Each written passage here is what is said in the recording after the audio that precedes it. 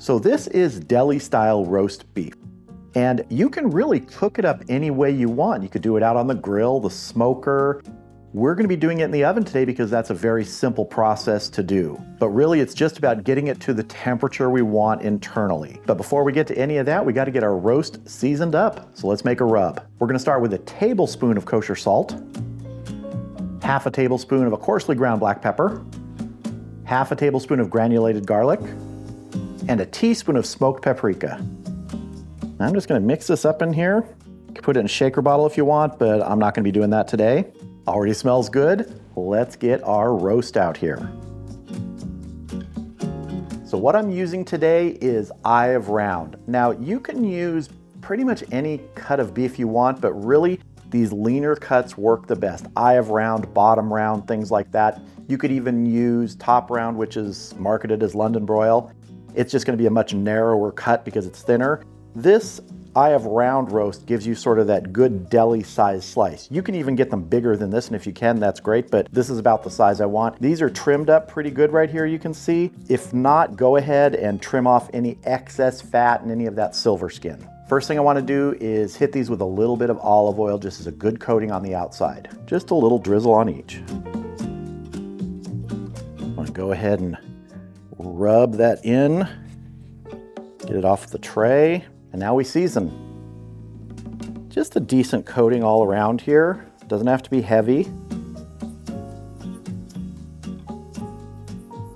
And one thing you should do at this time is you should preheat your oven to 450 degrees. This is gonna be a cook in 2 stages.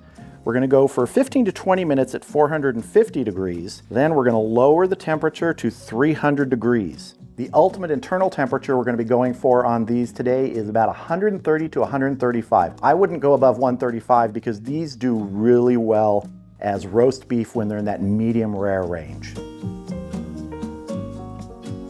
All right, let's transfer these to our baking rack and get them in the oven. So I have my baking tray here and I've lined it with foil to make cleanup easier once this is all done. I also have a little baking rack in it. This helps keep the roast up off of any juices. If you don't have a rack like this, it's okay. You can just do it on the tray. It'll be fine, but I prefer to do it this way. So let's get our eye of round roasts on here. Now let's go ahead and get a temperature probe in here because temp on these is important. If you don't have a remote temperature probe, one that you can take the temperature while it's still in the oven, what you want to do is after you get to that 450 degree end section, after about 20 minutes, check the temperature. See what it is, and you're going to probably have to gauge then, maybe checking every 10 minutes after that once it's lowered to 300 degrees. If it still has quite a bit to go, you can wait maybe 20 minutes or so. But honestly, a remote temperature probe really works well for this. So I'm gonna put the probe from my ThermoWorks Smoke X4 in here.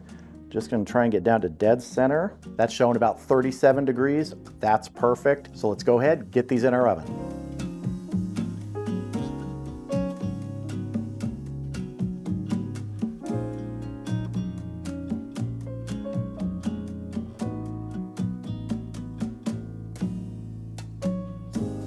Well, here's our roast beef fresh out of the oven, just hit 130 degrees internal.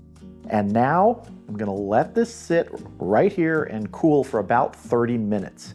Then I'm gonna wrap it up in plastic wrap and it's gonna go in the refrigerator overnight. Now, you don't have to go overnight, but this slices best when it's really chilled. I have the time, so I'm gonna let it chill till tomorrow and then we'll build some great sandwiches with it. If you don't have overnight, really try and give it at least 6 hours in the refrigerator. But first, gotta let it cool down just a little bit here, about half an hour should do it, and then we'll get it wrapped and into the refrigerator.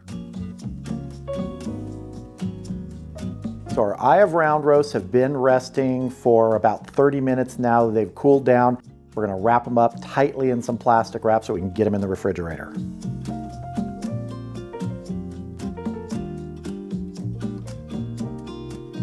All right, these are going in the refrigerator. I'll see you tomorrow when we slice some of these up and build a terrific roast beef sandwich. And if you think we're stopping with making some homemade deli style roast beef, no. We're also gonna make some homemade rye bread. All right, our roast beef has been chilling overnight in the refrigerator. It's still there. And as I said, today, it's gonna be some homemade bread for this. Because if I have the time, I'm gonna make fresh bread for that fresh deli style roast beef. And we're gonna be making a rye bread today. I have my stand mixer out here with the mixing paddle on first. We'll switch to the dough hook later, and let's just start adding our ingredients. We're starting with 2½ cups of bread flour,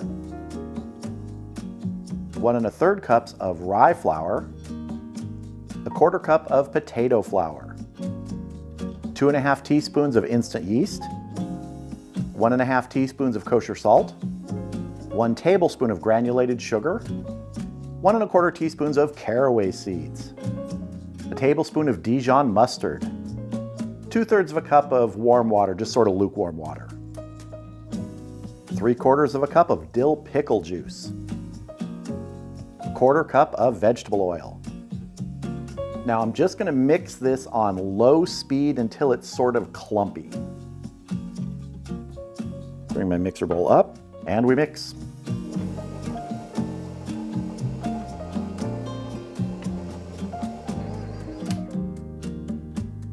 You can see just how clumpy it is right here. I'm just gonna knock the things off the paddle because we wanna take this paddle out of here. And we're gonna let this dough rest for about 20 minutes, just to kind of hydrate a little bit before we start kneading it.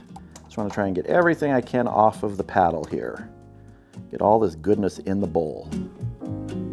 Just wanna scrape the sides down a little bit here. I'm gonna cover this with a towel, and we'll come back in 20 minutes and knead this. All right, our sort of crumbly dough has been resting for 20 minutes. Let's get the towel off, get the dough hook on, and knead this. And what I want here is a smooth, but it's gonna be kind of stiff dough ball. I want everything to pull away from the sides of the bowl. If I need to, I can add a little bit more water if it's too dry, and I'm talking a little bit at a time, or a little bit of flour if it's too wet. So let's go.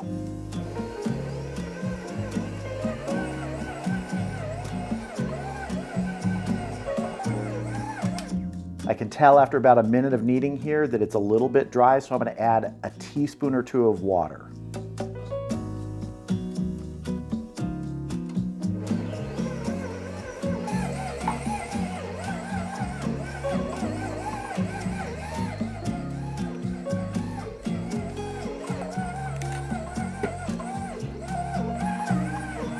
So I stopped it here for just a second so you can see that even though it's now pulling away from the sides of the bowl, we need to develop that gluten more. So we're gonna go about 4 more minutes here.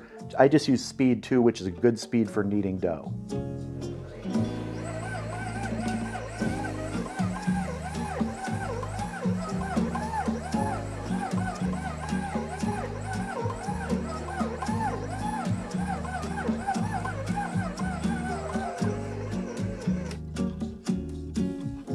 All right, there we go. This is what we want. It is a smooth ball. It's come away from the sides of the bowl, but it is stiff. That's what you want here.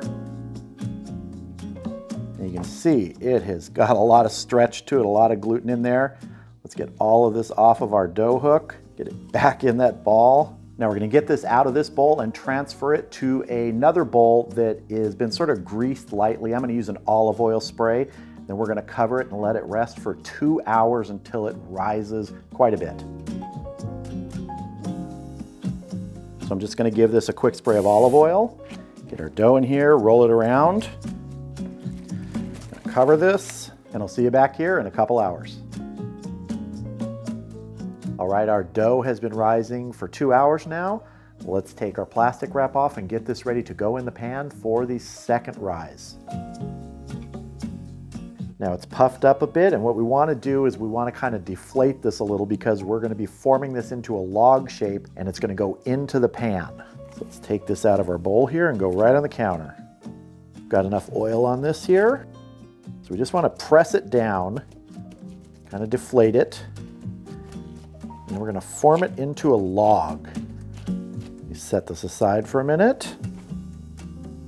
So I have an 8.5 by 4.5 loaf pan here, and I'm just gonna give this a light spray with some olive oil. Just rub that around in there, get the sides. Gonna get our log in here. So I want to make sure we flatten it in here, make sure it gets into the corners, the edges. I'm going to cover this with that same piece of plastic wrap. I sprayed a little bit of olive oil on it.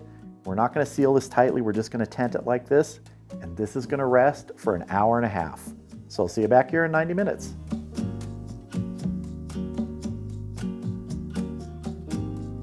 All right, our dough has been rising for 90 minutes and we have got a good rise. Let's take our plastic off of here. That is looking nice. We're probably about 3/4 of an inch to an inch above the rim there, which is really what we want.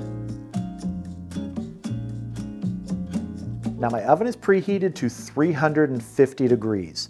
This is gonna go in there for 20 minutes and then we're gonna loosely tent it with foil and go another 20 minutes. So it's roughly 40 minutes or so, but you should have a nice sort of golden color on the outside. Another way you can check to see if it's done is if the internal temperature is 190 degrees.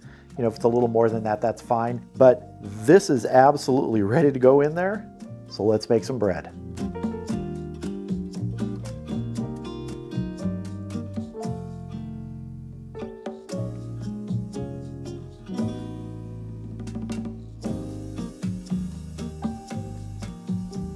Well, here is our rye bread fresh out of the oven.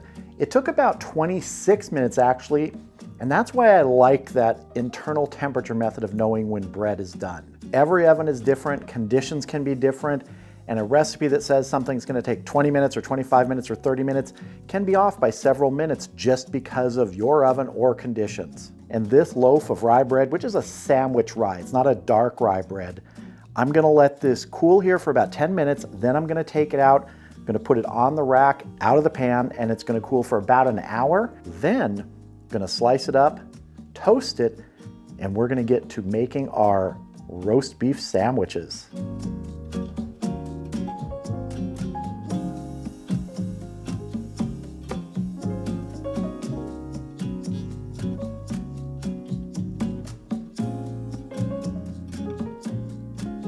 All right, so as you saw, I cut some bread, toasted some bread, we're good there.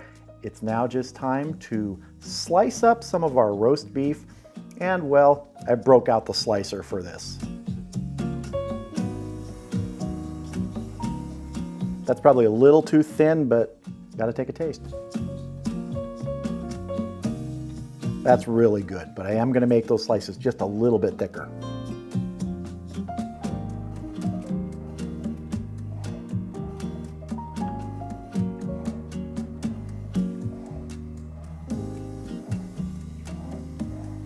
I think that's enough for my sandwich. So I have a piece of our toasted rye bread here, and the first thing I want to do is I want to put some arugula on here. This arugula has been tossed with some balsamic vinegar, and it's basically just so that we can pretend we're having a salad with this roast beef. It's also a nice little peppery bite. That's what I like about arugula. And it does give a little bed for the roast beef to rest on. Now, roast beef. And we are going to pile it on. Let's see if we can get this maybe 3 inches tall. I don't know. This is gonna be a super deli roast beef sandwich. I don't know, that looks pretty good right there. You know what? We're going for more. Come on, let's live. Even though it's gonna be impossible to take a bite of this. Next up, a tomato slice to complete our salad illusion. Then for our top bun, I have some horseradish mayo. This is basically a 1/4 cup of mayo with a tablespoon of prepared horseradish. We're gonna top our sandwich. There we go, our homemade deli style roast beef sandwich on homemade rye bread. This is looking terrific. Let's see, so the question always becomes, you cut it diagonal or straight down the middle? My mom would always cut them diagonal, but to be honest, I like them in half like this. Yeah, we got a little bit of roast beef there. I'll just see if I can unhinge my jaw and take a bite. Here we go. Here's the reality. You can go buy roast beef, you can go buy bread, but when you make it yourself, you know exactly what's going into it, you control the flavor, and you get results like this. That is outstanding.